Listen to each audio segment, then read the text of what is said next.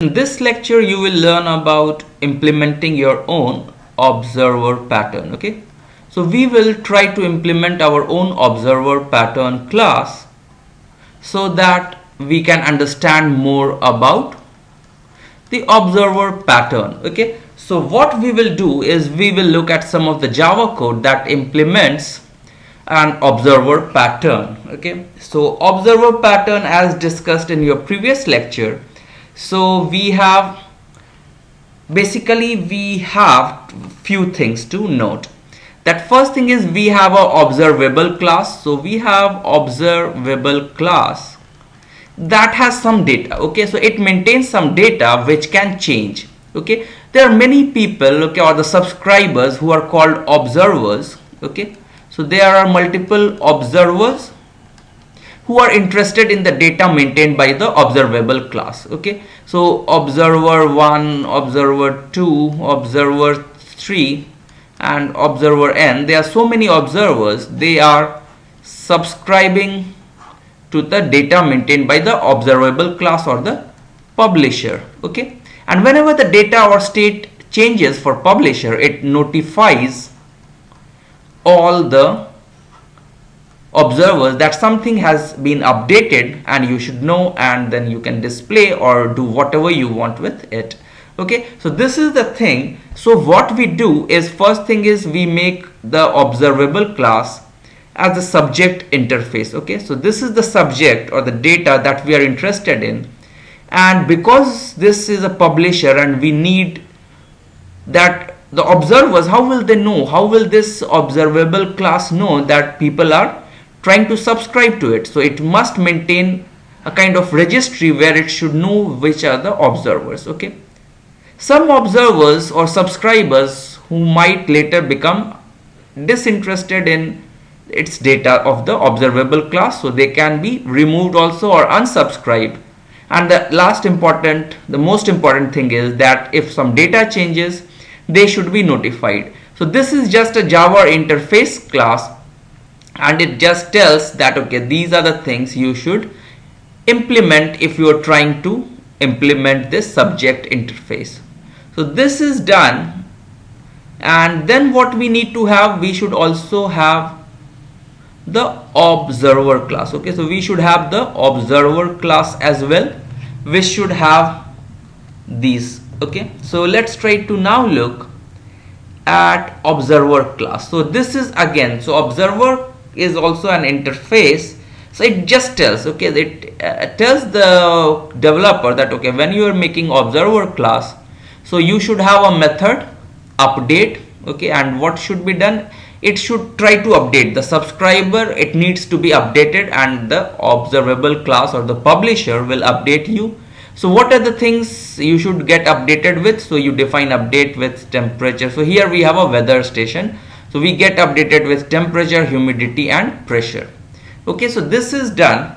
Then what happens is, let's see, now these are the interface. You have to have some specific class for that, which we implement here. So we have our subject class, so weather data. Okay, so let's try to see. So this is the class that is our publisher. It's a weather department which is publishing some data. Okay, temperature, humidity and pressure. So these are the private float values: temperature, humidity and pressure, three different types of data that it publishes.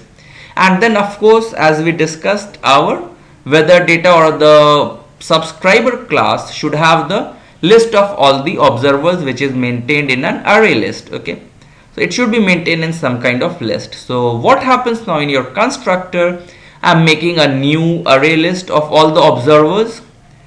In my register observers, what should I do? In that list, add that particular observer or the subscriber who wants to get updated with your data. So observers.add, so it's added in your array list, so that this is the observer. Remove observer, if someone is now not interested in your data, he can just say that okay, unsubscribe me. So what you will do, you will just find him in your data and you will say just remove him from your list. Finally, the important thing is the notify observers. Okay, so notify observers, and what it does for all the observers, I will iterate, and then so I will get all of them. Get I observers dot get I, it will have the ith observer in my list, and I will call for that object its update function. So observer dot update, and I will send him the updated temperature, humidity and pressure. Okay, that's what is being done. So this is our particular instance of that subject interface, and there is a measurements changed. So this is the method where I just call notify observers, set measurements. So some measurements are being changed, so I will set temperature as being something new, humidity and pressure all are changed, and whenever something changes, so the most important thing is you will update it in measurements changed, you will update. So the thing at the observable classes or the publisher, if something changes, it's your duty to notify all of them. Get temperature is one function, get humidity, get pressure. Okay, so this is done. Now we have a what class? So current conditions display. What is the condition now? So current condition, it has got the temperature. It tries to know what is the temperature and what is the humidity. Okay, and what it does, this class, of course it will implement the observer class or interface, and display element. Display element is also a interface that says that okay, you need to display something. So these two things its current condition is implementing.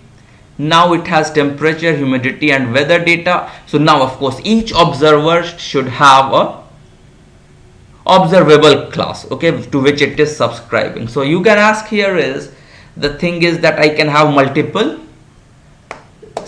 publishers also, but here let's make it simple. I have just one publisher which I will try to update, okay, bind it with. So current condition display here in this, what will I do when I am making an observer? So I will, in that particular constructor, I will have what is its data. Okay, so this weather data we have, and we will say that okay, subject we will for us. So this is one thing more important. Okay, so now in observer, so here in its constructor I am setting which is its subscriber. So for each observer there should be a basically a publisher. So in this line of code I am saying that okay, this is your weather data is your publisher, and then I should also get registered with that publisher. Okay, so weather data dot register observer, so that will register the observer also, and this particular class I am observing, I am basically registering. Update, in this update method that is given being called by the notify method of the publisher. So here it sends me the temperature, humidity and pressure, and I update my temperature and humidity which I am using. Then I am calling display method. Okay, that is the interface. So this happens. So I have a display here. So current conditions, what are the current conditions? So this way you have it, and now we should have one test class to check all these out. So weather station is the class where I make a weather data, that publisher class I make an instance of it. Then I have current condition display. So in its, when I'm instantiating it, so I make one,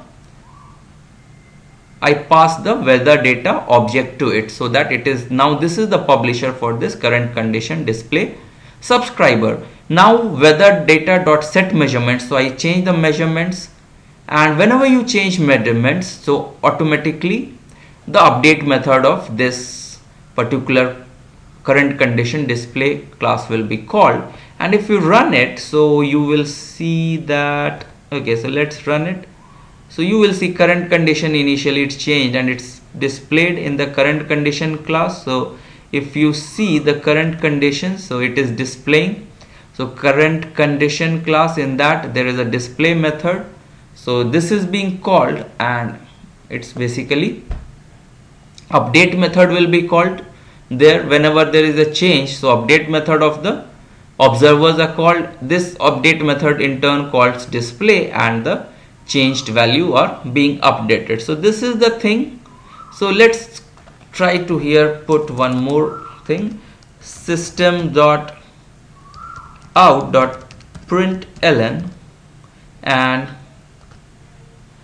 update method being called by publisher. Okay, so this I will try to put, and now let's see this. And now update method being called by the publisher, so we now know that update method is getting called. So this is the basic idea about the observer pattern. You should have observer class, it should have notify method, register methods, and basically the remove method, so and so on. And that helps you in kind of having a publisher and lot of subscribers to it, so that if some data changes at the publisher, they can be updated to the subscribers. So I hope you understand this. Thanks a lot.